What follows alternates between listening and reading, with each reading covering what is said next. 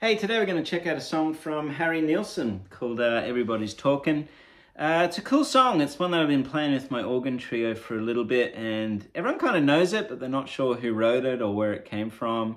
It was on the Midnight Cowboy soundtrack, but I did have to look up the songwriter when I was first learning it. It's just an easy kind of tune, and it's one of those ones that we will often start our sets with because it just gives us a chance to settle in as a band and gives the sound guy an opportunity to dial in the foldback and the front of house, and sometimes we're doing our own sounds, so it just gives us a chance to kind of figure that out as we go. But yeah, it's just a cruisy song, and something we can discuss a few ideas around the major scale in. So chord-wise, the A section, or the verse I suppose, is 2 bars of E, and then we go to a B7, and then back to an E, and that's it. And maybe on that last E, I'll throw in a suspension, and just hang that, sus4 over that E chord. In the recording too, it's kind of got that descending idea where it'll play E major 7, E7 to E6, and kind of play through that. But often our organ player will catch that, and I'll sort of play some more rhythm and blues, sort of guitar ideas over the top of that. In the B section, it moves to F sharp minor,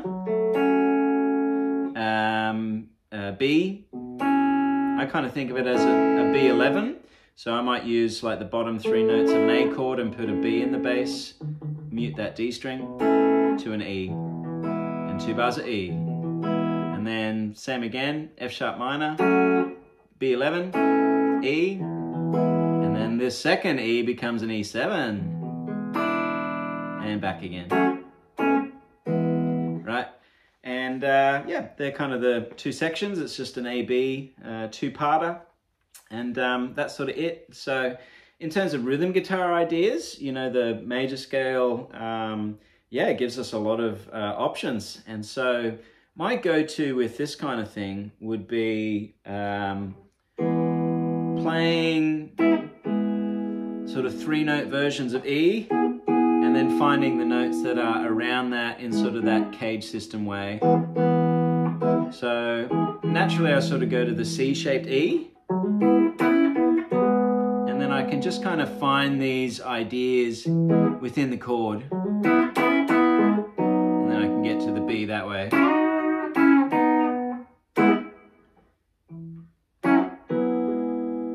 Right, and so maybe the same up here.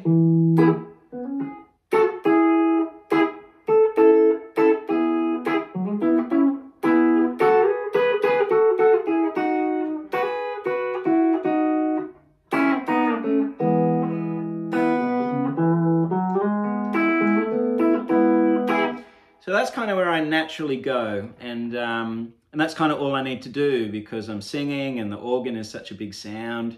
So I'm just kind of finding little parts and counter melodies which just sort of weave in. So, you know, just kind of putting a loop on of those two chords and figuring out some ideas for yourself with that, I think is sort of a worthwhile activity. Another thing that I would use this type of progression with my students would be, you know, kind of figuring out some horizontal movement just using 2-note chords. So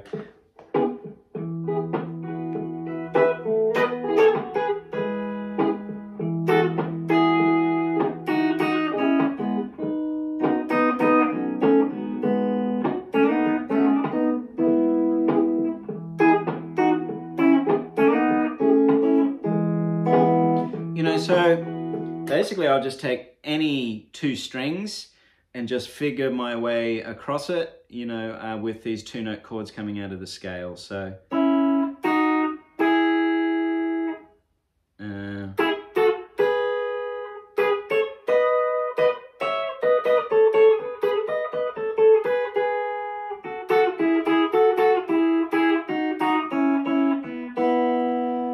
and that's a very musical way to move around, and for me you just create some really lovely sort of that old school R&B, you know, Steve Cropper kind of feel, and then by extension, you know, a 6th note thing works beautifully too.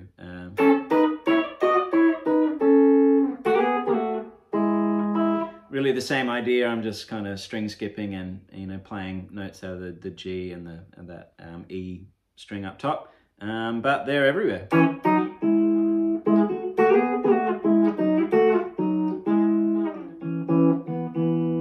So that's kind of another worthwhile, you know, exercise just in exploration, you know, around the fretboard. And yeah, I use that stuff all the time. It's a really, really great kind of rhythm guitar idea. And then occasionally I might just throw in sort of a nice chord voicing over the top. So there's this one, which sounds cool. It's just one of those lovely sort of piano-esque chords, which is really a B7, and I'm just moving that A natural down to a G sharp and playing those notes down the bottom. And, you know, in the key of E, I mean, any chance that I have to put some open strings in there, I will use it. So that F sharp minor, I will just open that right up. Again, the open E string on top of that chord. You know, these types of E major. You know, that 9th chord there. Yeah, so adding the 9th, adding the 11th, those types of things, and with the open strings underneath, yeah, you can just find some really lovely chords, you know. Was it that one, I think? That's the Bukovac. So that's open, 2, 2, squeezing it with one finger, 1, and then 4, 4. There's a major chord too. Very cool. Yeah, so then getting into solo land, I mean, for the major, like E major, I'm thinking C sharp minor pentatonic. That instantly gets me, you know, that blueprint around the fretboard where I can now start plugging in some notes and playing to the progression that way. So I'm just using that major minor conversion. So C sharp minor being the relative minor of E major, they share all the same notes. So for me, I'm just kind of taking the minor pentatonic scale, which I've learned, you know, so efficiently and effectively over the years that I can use that to just quickly access a major tonality.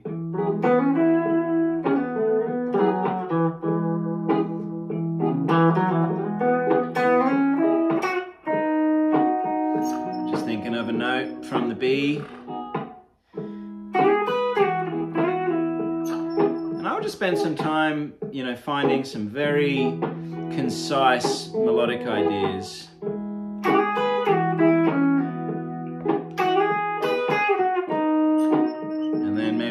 one note out of that B chord. And these small ideas start to become, you know, the words that you're going to make larger sentences out of, I think.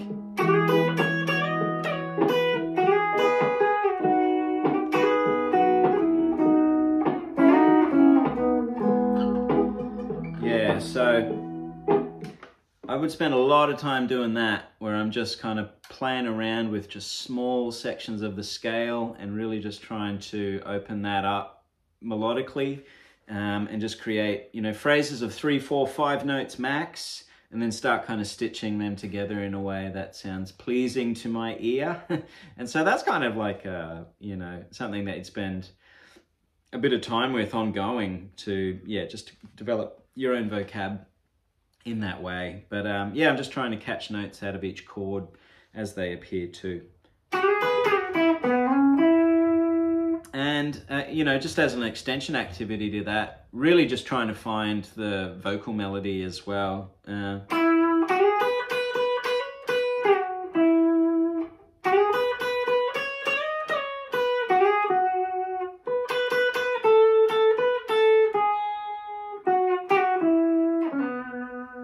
Yeah, so that's kind of, you know, for me, I'll always, if I can, grab the vocal melody and integrate it into my solo a little bit, because it just catches the audience's ear.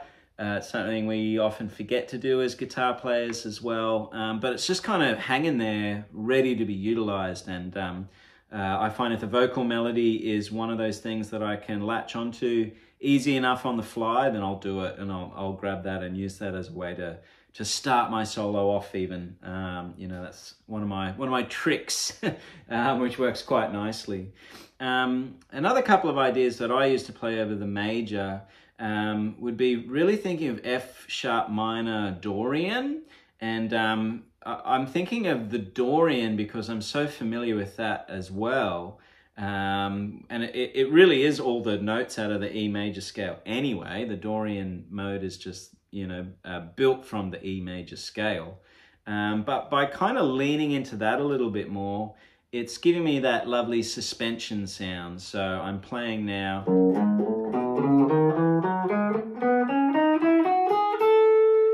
Which would sound very kind of George Benson-y if we were playing over an F sharp minor chord, but because we're playing over the E,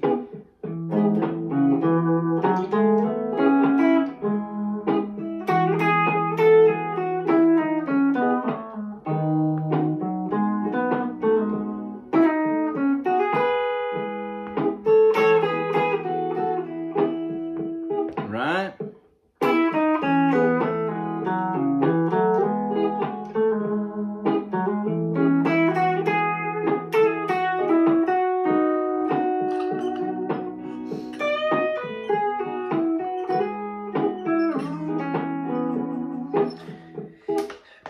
So that's just kind of another way that I've figured it out in my mind, and that just kind of gives me the 4th scale degree, the 9th scale degree, and it just sounds a little bit more colorful, and it's a way for me to just use stuff which is really in the autopilot part of my vocab, that I can just go there straight away, and it just unlocks some major scale tonality for me, which sounds kind of interesting to start with, and then I can build on that.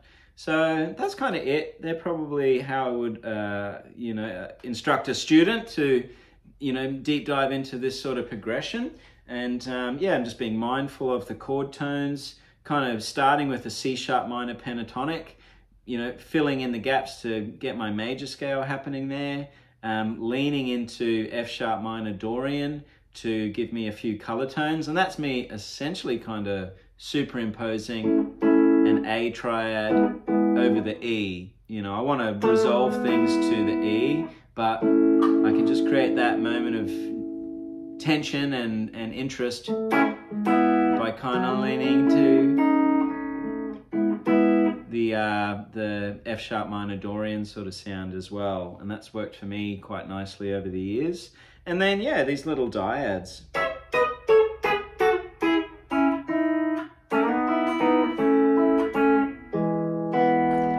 It's just a really lovely sound, and yeah, you can make it as simple and as complicated as you like. But yeah, why don't you try that song in your own looper pedal and see how you get on with it. Okay, thanks guys.